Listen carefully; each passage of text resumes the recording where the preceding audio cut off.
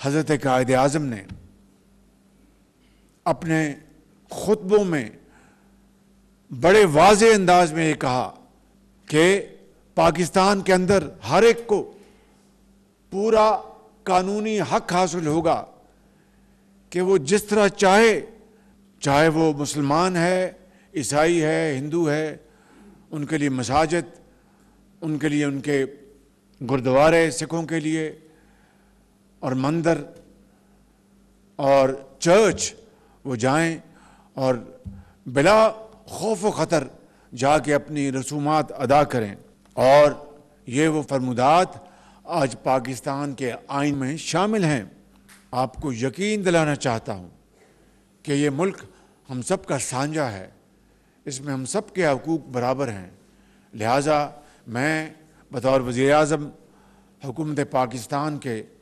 मैं आपको यकीन दिलाता हूँ कि आपकी तरक्की और खुशहाली के सफ़र में हम आपका पूरी तरह साथ देंगे और आपके हकूक़ की प्रोटेक्शन के लिए हम पूरी तरह आपके साथ खड़े होंगे